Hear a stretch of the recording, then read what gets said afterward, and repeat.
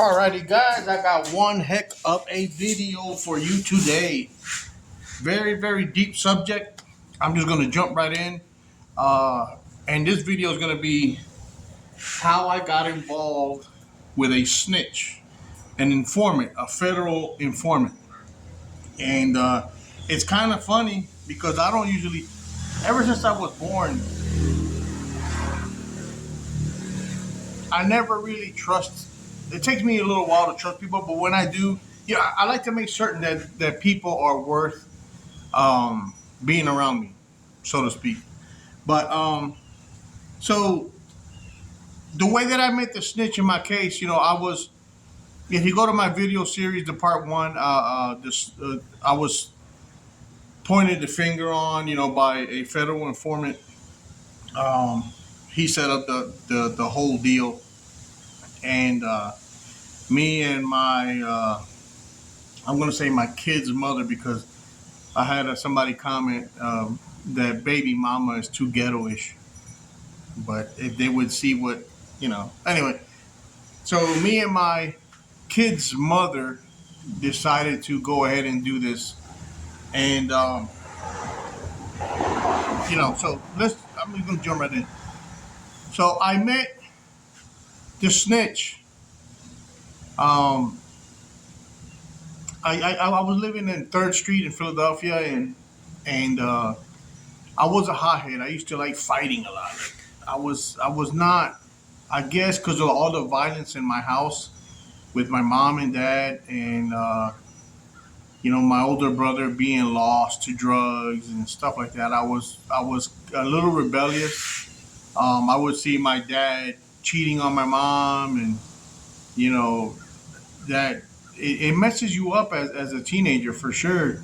I left home when I was 14, and uh, I didn't come back until I was 17. I got me a fake ID, and I started to work at Pepsi. And I moved eight, no, it was 600 miles away from my mom and dad when I was 14, and I worked with a fake ID saying that I was 18. I was big, I was strong, and I looked 18. So anyway, when I came back to live with my mom and dad, my father was very strict. He was uh, he was one of them old guys that didn't play. You rolled straight, or you didn't ride in the house at all. So I didn't want to piss him off. So, and like I said, mind you, my dad is a completely different person today. I love my dad. I've always loved my dad. My dad has always been my hero. But so when I moved back in, with my mom and dad on Third Street. So uh, I knew everybody on Third Street. We were all like kids. We used to play spring. It's like a form of tag. We used to play games and baseball. All neighbors, like all the kids on the blocks. So we all knew each other. And then one day, I'm 17, um, and this new kid came in. He's the same age as me, maybe a year older, or around about the same age as me. And he moved in, and they moved. I remember they moved into the house right on the left in the corner. So you know, didn't think much of it. So okay, maybe we'll have more friends, to play around with. And at 17, I was working at a air conditioning place. But after work, um, I went to night school. Um, my whole everything my whole perception of that era was different than any other teenager that I knew. But I did do some high school. Next thing I know, that same kid was I used to go to Frankfurt High, and that same kid that had just moved into the neighborhood. Now, mind you, at this point, I know that it was him, and he had like a little bit younger sister. She might have been maybe 15 at the time, and we didn't we didn't meet on the block at that point or anything like that. Next time I see him is in high school. So in high school, hey man, hey, how you doing, man? You moved in down the street, didn't you? He didn't know who I was. He goes, where? On Third Street. Oh yeah, yeah, yeah. Oh, you live there? I said, yeah, man, I live. I live right down. I can see your house from my porch. Okay, cool. That was it. Um, After that, I want to say maybe 2 months go by. They never left the inside of their house. Like they weren't like all the other kids. All the other kids would be outside and hey man, let's play this, let's play that, let's go skateboarding. We would all get on our skateboards and we'll go what seemed like a million miles and had fun. Like we used to have fun. And I remember one day sitting on my porch and I see like a pack of 8 teenagers and they're all rowdy. They're you can tell when they're ready to fight. They're all rowdy trying to they knew me. They weren't looking for me. So they sure enough they knock on the new neighbor's house and they pull his sister off the porch. These are 8 full grown teenagers. The sister's like 15 years old, and they start beating the. I'm talking about they were hitting her like men. And I was like, oh hell no, I'm not gonna have that. You're not gonna beat a woman in front of me. It's not gonna happen. So I run over there, and I start knocking heads off. Boom, boom, boom, boom, boom. I start beating these dudes up. Then her brother comes out, the one that I talked to in high school. He comes out and we boom, boom, boom, and they disperse. So I'm like, man, what was that all about? Like, why were they beating her up? And I never got a straight answer for that. But we became friends that day. I stood up for his sister, and we became semi friends. He would come out a little bit. We would ride bike together. Um, and I didn't really think nothing of it. I thought they were normal. I think they moved in from California or something like that, if I remember correctly. And in high school, I would see him in the hallway. Hey, what's up, bro? Boom, boom. What's going on? And it seemed pretty normal to me. And then I lived with my mom and dad for. I'm sorry. Yeah, I was 17. At 18, my mom and dad decided to move to Puerto Rico, and I went with them. Um, we started working construction, me and my dad, and we're no longer a part of Third Street in Philadelphia.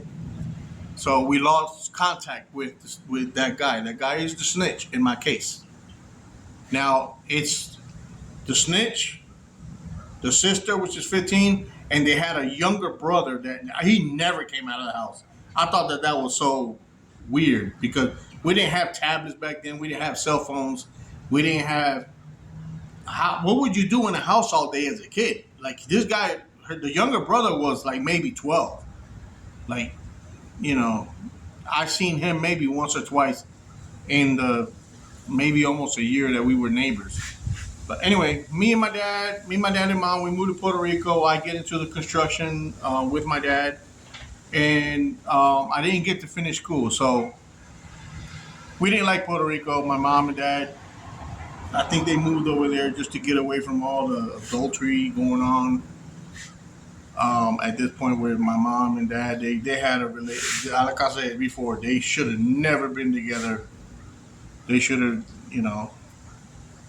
Anyway, so end up moving back to Philadelphia, and when we moved back to Philadelphia, we we break up again. So when I come back to Philadelphia, I meet my kid's mother, and I move on. I move to New Jersey, and I'm doing my life in New Jersey. I'm continuing with the construction with my wife's, with my kid's mother, her dad, with my father-in-law. We were renovating apartments in Newark, New Jersey. I lived in Newark for a little bit. It was fun. And about a year later, when I turned like 19, I said, you know what? Um, I want to finish school, and I want to be a police officer. I want to fight against crime.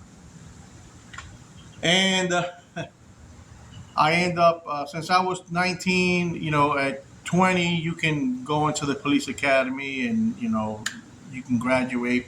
I was a patrolman, graduated, and I start patrolling and doing the police thing.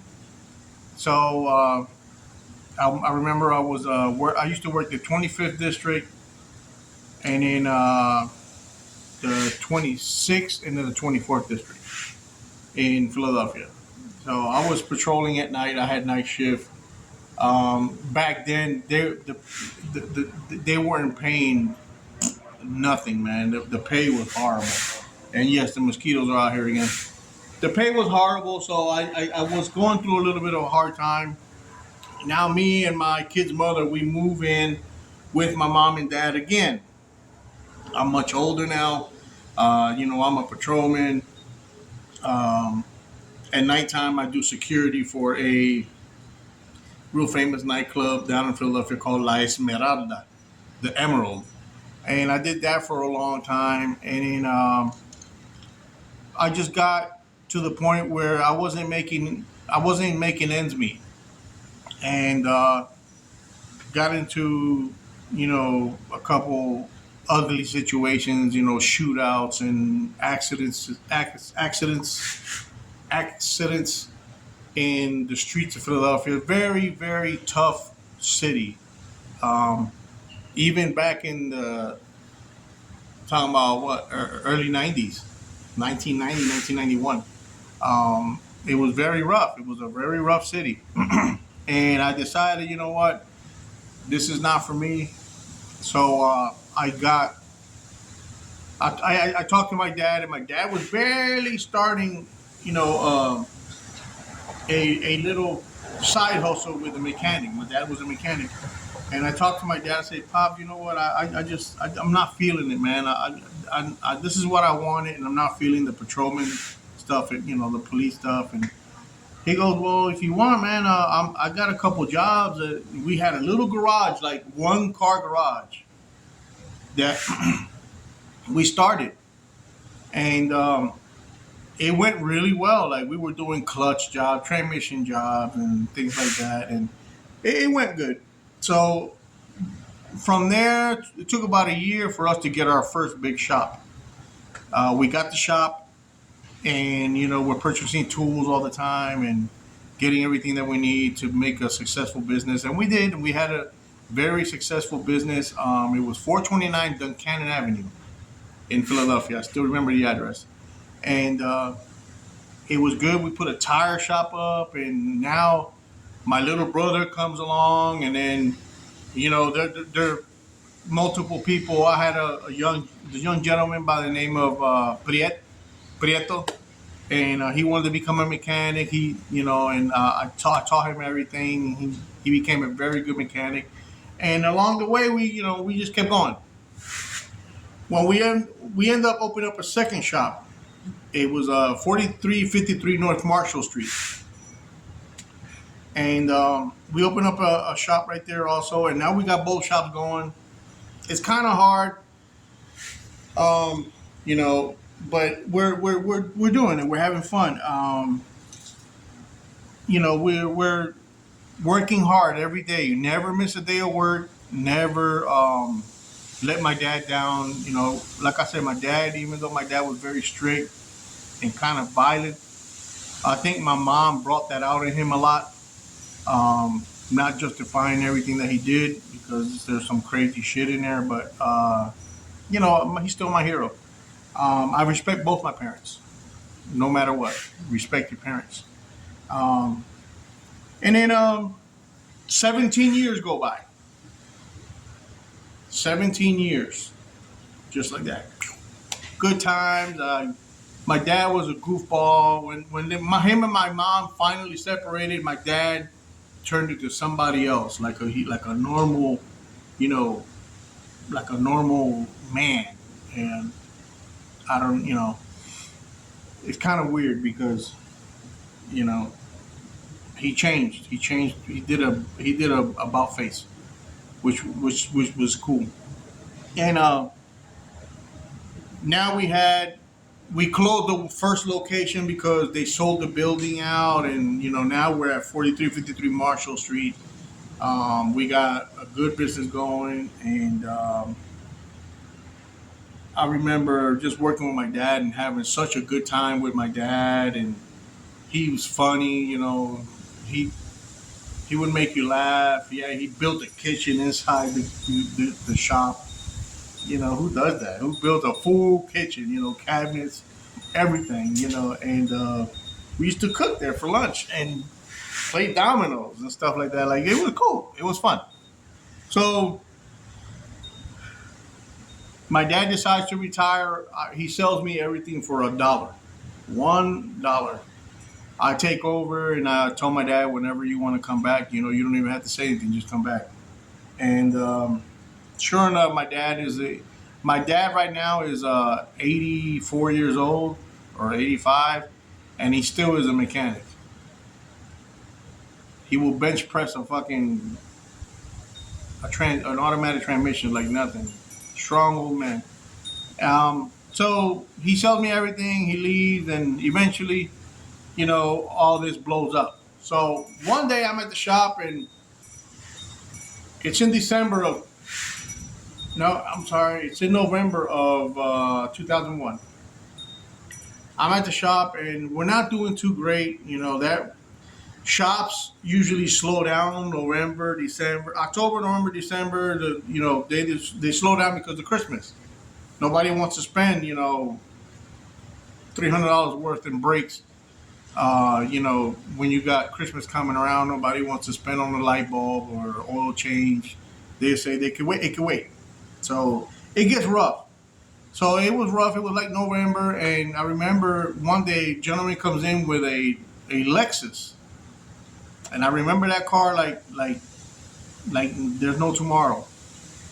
Lexus back then, they were barely coming out. They were very expensive. It was like driving around a Mercedes or BMW.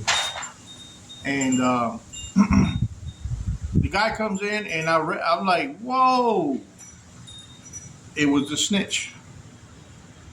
After all those years, he comes back, and I'm not thinking anything. Oh man, what's up? He's got these badass leather jackets, gold rings everywhere. I'm like, damn, bro, you look like you doing good, man. He's like, yeah, man, doing good, man, doing good. I got a problem with this car, so now, so I'm like, yeah, hey, you came to the right. So he wants to put a brand new engine in a 2-year-old, 3-year-old Lexus. Just because it had like a little valve tick in the morning, I tried to tell him, you can change your oil, thicken the oil, you can use better oil. No, he was fixed on a new engine. So we ordered a new engine, and now this guy becomes my number one customer. Things ain't doing too great. Engine on the Lexus, that was $4,500, and the guy paid up front. Got the engine done in 2 days. He picks up his car. Oh man, that's great, man. Blah blah. He leaves? He comes back. I remember the second vehicle he came in was a Infinity J30 with the ugly back like a turtle, and he wanted a transmission in that. Brand new. He doesn't want that. He wants it from the dealership. Okay. I believe that was like $3,800 back then. We're talking years back. So now this guy's got my attention. Whenever he comes in, we're, hey, what's up, And then one day he goes, hey man, I need to talk to you, man. And he looked like he was all worried, and I said, okay, what's up? He goes, man, this is what I do. I pay people to pick packages up. I said, well, how do you? Never heard of that in my life. How do you do that? He goes, yeah, man, I pay people a lot of money, man. Like, look, man, if you go to Miami, man, I'm paying you $10,000, $15,000 to bring a package back. And I was like, drugs? He goes, it could be, what does it matter? As long as it's a package, you're bringing it back, that's it. I said, oh, okay. I said, well, what's the problem? He goes, man, I got a, I got a package stuck in Venezuela. I said, well, Venezuela is not fucking Florida. So I was like, I'm not having none of this. So I was like, bro, I draw the line right there. He goes, no, I understand, man, I understand. So he planted the seed. So, maybe a few days go by and he comes back, he comes around again. Now, mind you, he can come around anytime he wants. He's our number one customer. Every time he comes around, hey man, check my wood, my fluids, or check my brakes, and he'll $50 tip, $100 tip. I mean, come on now, that's like $200-300 tip these days.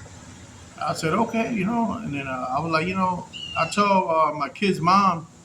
My kid's mom is all over this dude, like, like, man, we need to kiss this dude's, wherever he steps, we need to kiss his footsteps.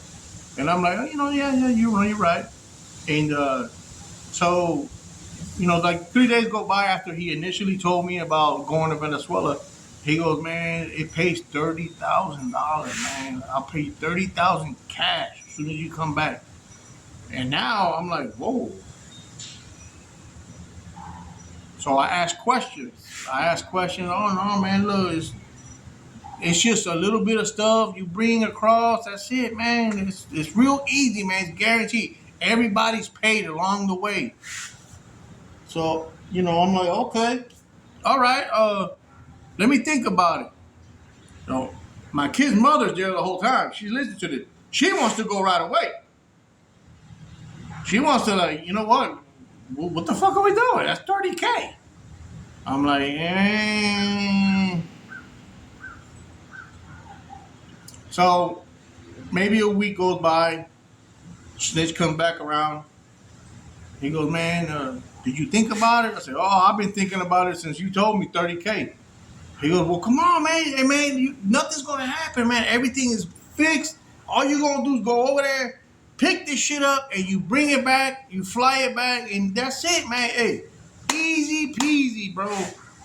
Easy peasy. I was like, man, well, what do we need? So, well, you need to get your passports, both of y'all. So I was like, okay. So at this point, my kid's mother, she's like, well, let's go get them passports. I'm thinking, man, I'm like, man, what if I get caught, man? What if we get caught? So the snitch goes, man, listen. Everything is, man, you got a clear shot. Clear shot. He goes, if anything happens that you get caught, the worst you're going to get is 2 or 3 months in jail. That's it. I'm like, oh, man, I could. Are you what? He goes, yeah, man, 2 or 3 months, man. It's your first offense. Man, you was a patrolman. You got your good business. You got your houses, man. Come on, man. You easy, man. Come on, man. Nothing's going to happen, though. I promise you. I guarantee you.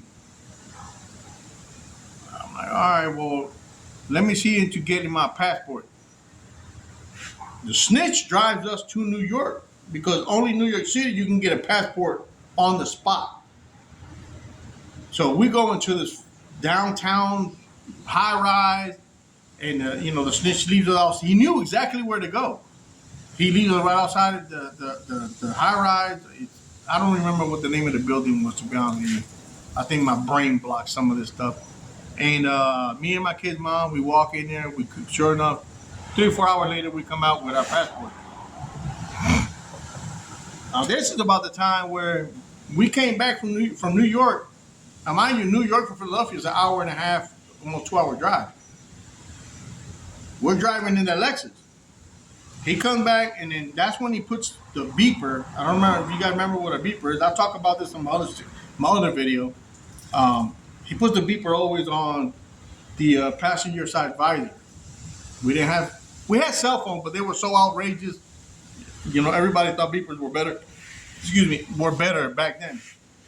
So, and this is to the point where he goes, Alexis Gomez, are you ready to do this? Go to Venezuela and bring these drugs back? And I look at him like, bro, why are you? why are you talking like that? Like, I know what police talk is. I was a patrolman. I know what it, like, he scared me right there. He goes, "No, man, I just want to make sure, but I'm just making sure, man. I'm just making sure." I said, "Yeah, man, I told you I was going to go." So when my baby mama, he asked my baby mama, uh, Filipina Guatemala, are you willing to go on this trip to get these drugs? And when she said yes, a little kid on a dirt bike, and he passed by the door when she was like, so they didn't capture her. They were capturing me and a little bit of her, but she was leaning over, so they didn't capture the yes. With the noise of the dirt bike, those things are super loud. They didn't capture that. Anyway, make a long story short, I said the same thing over in the prior videos. Um, we get on a fucking airplane, and we end up going to Venezuela to go get these fucking package. We end up getting caught. I talk about all this. I'm not going to bore you guys with that. If you want to watch the video series, go back and watch, federal prison, my story. There's a five video series, 5 long, you know what I mean. Anyway, so we end up going over there. We end up getting caught, and when I got caught, I didn't want to believe that the snitch that I had fucking stood up for and saved his sister from an ass beating, maybe possibly them killing her, and I still don't know why. I don't understand how can you be so black like that, so black-hearted. Like, are you fucking serious? You know that I got a family and a business and houses and things that I was legit before your fucking snitch ass came around. That's crazy.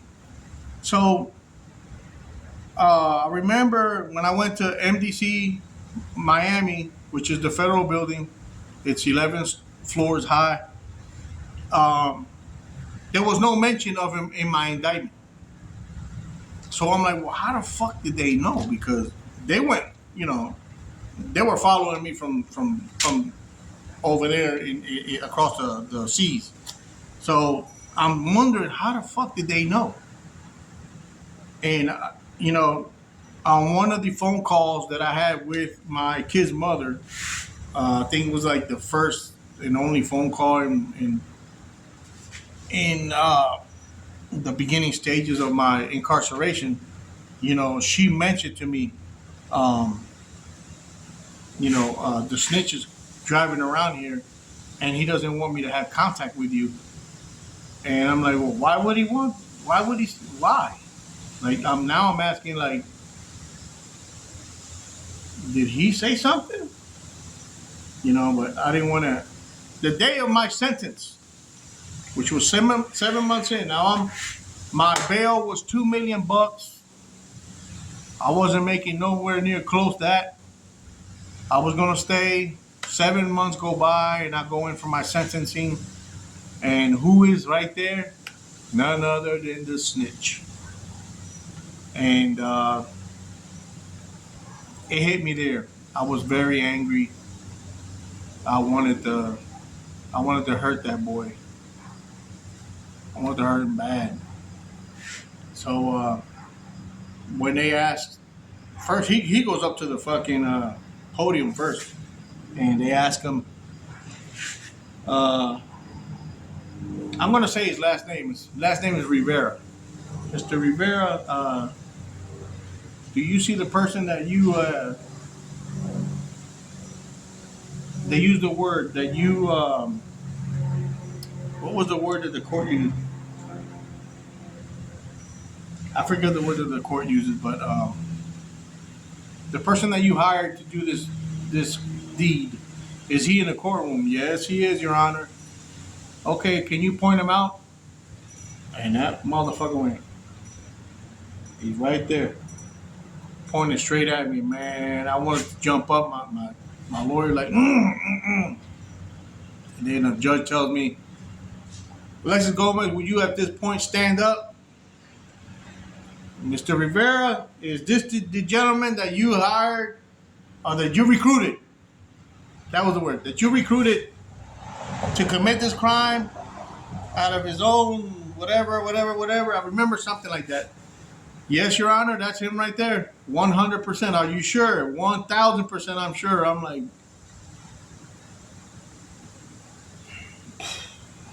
boy. That's very, you stop believing in humans, to be honest with you. It at that point is where my mind started to go backwards, to be honest. Um, and how can you do that? So anyway, I don't want to get all mushy cushy and mushy wushy. So what happened was Mr. Rivera was getting time off for his younger brother. His younger brother went and fucked around and got some serious Fed time. And for every person that Mr. Rivera would turn in, it would reflect time off for his brother. His brother got like, I don't know, anywhere, I think it was 30 to 60 year sentence. And Mr. Rivera was turning people in for his brother. That goes to show you guys that sometimes it's not worth. I mean, how was I to know? I shouldn't have done it. I'm not saying by any means that I'm an angel and no, I should have done that. Me and my kid's mother should not have done that. Absolutely. That's 100%. I believe, the law did the proper thing. How they did it, I don't agree with. You